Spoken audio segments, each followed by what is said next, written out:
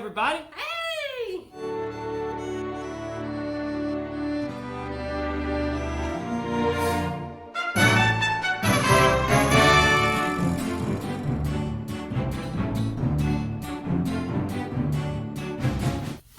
Well, today in Texas Historic Tales, we are going to be talking about the Treaty of Velasco. Or should we say the treaties? Well, yeah, actually the Treaties of Velasco.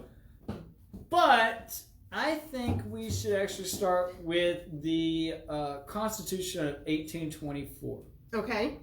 So the Constitution of 1824, for all y'all out there that are not familiar. That would be the Mexican Constitution of 1824, correct? Correct. So after Mexico and Spain went to war, kind of battled over its independence, Mexico wanted independence, had drawn up a constitution of 1824.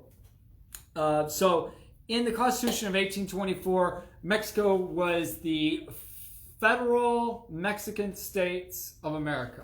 Was their title. They were basically took the same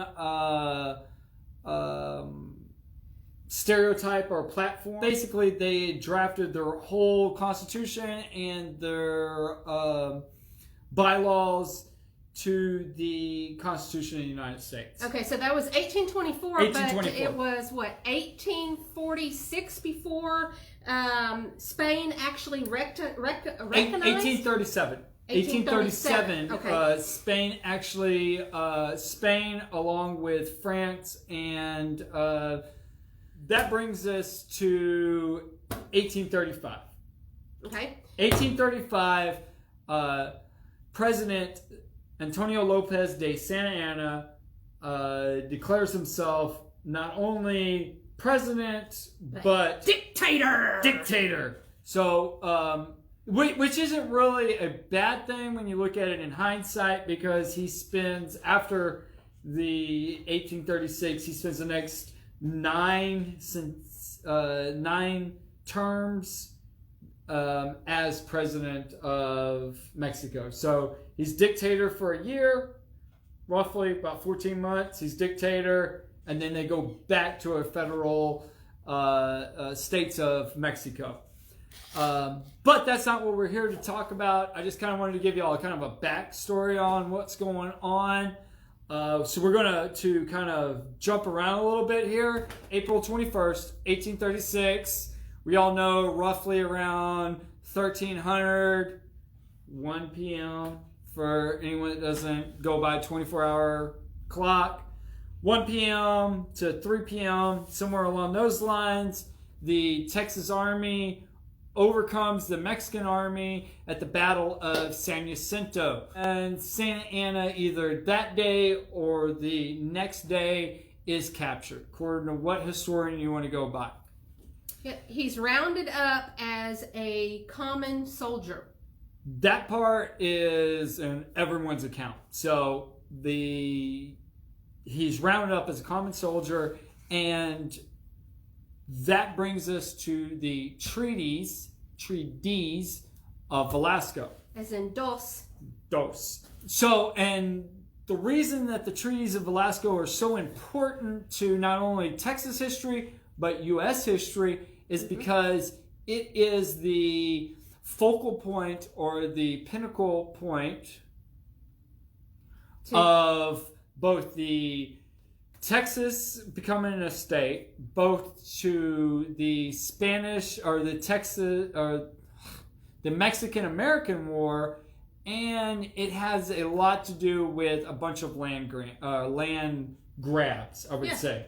Land grabs. And it's because of the wording of the two treaties and the fact that in hindsight, looking back 150, 180 years, 200 years, whatever it is now, the treaties are null and void, and it becomes quite a dispute, we'll say. So, we're going to start our tale this evening at April 21st, 1836, San Jacinto, the battlegrounds. Santa Anna has been captured and has been brought forth before General Sam Houston and the rest of the delegates. Yeah, and that would be, they were brought to Fort Velasco, which is now what we call Surfside. So basically taken from Houston to Surfside, taken from San Jacinto to Fort Velasco to draw out these treaties. And so they draw out the treaties. But one thing that we need to take into consideration as civilians looking at these treaties is that once you become a prisoner of war, which Santa Anna, whether he's dictator or president, was at that particular point in time, he cannot really make a stance or he would no longer be in an authority to make any decisions for the state or the country of Mexico. Correct. So they get to Velasco, which was kind of a rundown mission by that time. It was a little over 340 years old. I mean, it was an old place by that particular point in history. So they get him there. They set him down. So we have Burnett, we have Houston, we have Antonio Lopez de Santa Anna. There's James Collinwell, which is our the Secretary of State. Secretary of State, and then Bailey Hardiman is the Secretary of Treasury. Right. And then Grayson, P.H. Grayson is the Attorney General. So these men, they came down from, I'm sorry, I'm getting out of focus here. I was just stretching my legs, sorry. Been stuck in a bathroom all day. Sorry, guys. TMI! Yeah. Grout on, grout off. Grout on, grout off. Isn't it grout on, grout off? I don't know. It's something like that. Okay. It's all over my pants, and I feel very icky. But, so... And he is talking about legitimate grout, guys. Yeah, I am. Look, you feel it. It's scratching. Don't touch me! So, anyways, so General Santa Anna, or President Santa Anna, we'll just call him Antonio Lopez de Santa Anna. He was brought to the mission at Velasco, and at that point, they all met up and drew up a treaty. And the treaty was to dictate or to vetify the fact that Texas would be a sovereign and independent state or independent country. And in doing so, that's pretty. I mean, the treaties came out pretty good. I mean, there wasn't like any kind of unrealistic expectations in the treaties. It was, I mean, pretty outlaid. You know, the Mexican army is to leave Texas in haste, great haste. They were not to pick up arms against Texas in the future. I mean, it's kind of like your standard 1800s, 1700s treaty. They pretty much covered, just about everything in the box. There wasn't anything that was left way out in the open. We even have it covered. Do we want to kind of go through the biggest part and the biggest problem in the treaty, which comes up later on, and actually pretty much immediately after the treaty is signed, is that the public treaty calls for the boundaries of Texas to be at the Rio Bravo, and the secret treaty, the one that's not to be released unless Santa Anna doesn't hold up to his... Wait a minute. We may be getting this wrong. Okay, I'm trying to find it in the public... We're looking actually at we actually have them printed out. Yeah. So one of them basically calls for the Rio Bravo, and the other one calls for the Rio Grande. Okay. In the public one, it is stated the Rio Grande del Norte, or Del Norte. All right, so that's the public one. So that's the Rio Grande. So that would make El Paso and that stretch between Corpus and Brownsville would end up being part of Texas. Yes, that is identifying the southern border that we recognize as Texas, the southern border of Texas now. That would be the Rio Grande.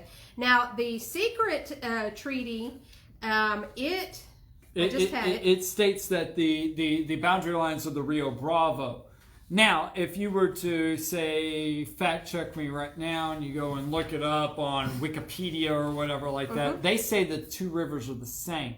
But in fact, the two rivers are not the same, and this is what leads to the Spanish-American War later on, and what brings us to the Texas Rangers, because those lands in between the two rivers, going all the way up, becomes a very hostile. Some states of Mexico says it's still theirs. Texas says no, it's ours. And then by 1846, when we become a state, the United States is saying that no, that's our land over here. It becomes a very hostile kind of no man's land. A lot of that, where that comes from, is Mexico always recognized. What is the name of that river now? The river that Mexico recognized as the border of the Mexican state of Texas, which doesn't look anything like what Texas looks like today. There is a river north of the Rio Grande, which was the border to the Texas state of Mexico. So if you look at our little map here, this is the Gulf of Mexico, all right? That right there is the Rio Grande, and that right there is the Rio Bravo. This is what we're talking about. It's this piece of land that goes all the way up. All right, Natchitoches River. Okay. All right, so back to the treaty. So we already have a dispute on where the border of Texas is, and that dispute actually is one of the causes of the Mexican-American War. The other cause is Mexico did not recognize these treaties as legitimate treaties, and we've already kind of acknowledged that they state that Santa Anna was no longer president as soon as he was captured. But even talking about it earlier today, he would have technically left the presidency as soon as he left his office. His office in Mexico City to wage war himself here in Texas. That would have been left on the shoulders of a vice president. So I can actually see where Mexico is coming from. Well, besides that, you get my papers mixed up here. In case I have to.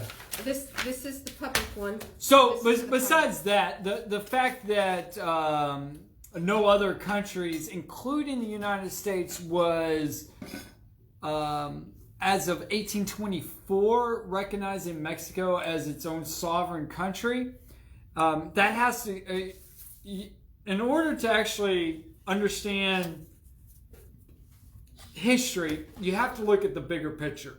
And that's what her and I work on a lot, is that you have to understand what's going on globally. Right. In order to understand what is going on locally. So with the Constitution of 1824, and that's the reason I brought it up at the beginning of this video, and that is between Spain and Mexico. But what you got to understand on top of that is that the emperor over Spain at that time, his name was Joseph Bonaparte. And he was put in that position by his brother, his older brother, who is Napoleon Bonaparte. And so with them pretty much giving Louisiana Purchase, giving West Florida or East Florida? Spanish West Florida. Spanish West Florida and stuff. They were in the midst of a major conflict on the European continent. Right. And so they didn't want to send any more reinforcements this way to the New World when the actual battle was going on that part of the continent. So the best thing for them to do is just be like, oh, here, y'all take this. Mm-hmm. We'll get back to y'all. Just to, y'all go do what you got to do. Don't worry, we're coming back for you. And so this is why most nations did not acknowledge the fact that Mexico was a sovereign nation, because they knew that the Bonapartes were still over there doing their stuff, that it is a waste of supplies, resources, men to continue to put an effort over here when they knew that the United States and Britain were too busy doing their crap over here anyway. Yeah, and that had to do with the War of 1812. It all goes back, yeah. And the War of 1812 also has to do with why there are so many Americans over here in Texas, or Anglo-Americans that have crossed the border into Texas for the fight. And that has to do with the War of 1812 and the outcome of the Adam-Onis Treaty. And we will be covering that to give more detail. Oh, dude. Will we ever? So, back to the Treaty of Velasco, or the Treaties of Velasco. So, if the Constitution of 1824 was null and void, and it was kind of like, whatever, it was just paperwork, that means that the Treaty of Velasco was also paperwork, and then the double negative to that was that the president-elect, because Santana was elected president, even though he took dictatorship after election on his third term. I really don't understand the man, but whatever. I think that was all, the dictatorship was all to quell all of the states' uprisings. Well, yeah. Because it wasn't just Texas that was saying, "Hey, we're upset with what's going on in Mexico." Right. And that's another thing is you have to take into consideration everything that's going on. Like I said, globally, because the fact that we concentrate on Texas's independence does not even cut the surface of the other conflicts that are going on in the federal states of Mexico at that time. But to reinstate or re-innovate or I can't think of the damn word. I'm having a brain fart here. But reiterate the yeah, you got it. The issue is that if no one is accepting that Mexico is its own sovereign country, there's no way that one of its fingers could cut loose. That's number one. Number two, with the president, dictator, general, he can't make that assumption or make that statement, which he did in the Velasco treaties, to say, hey,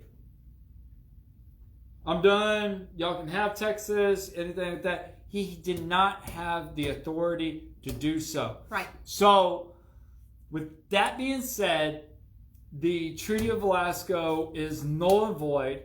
The dispute between the public and the secret treaties is a moot point at that point in history. And then on top of that, the fact that no other nation acknowledged Mexico as a sovereign country before 1837, which is 1 year after Texas won its independence from Mexico, just vetifies the fact that none of this is irrelevant, but yet it is. And because it's relevant to the understanding of other things that happened in the future of all of the conflict at the borders, right, and the Mexican-American War, which a lot of people think a Mexican-American War didn't mean anything, that it was just a moot point in itself, but it was a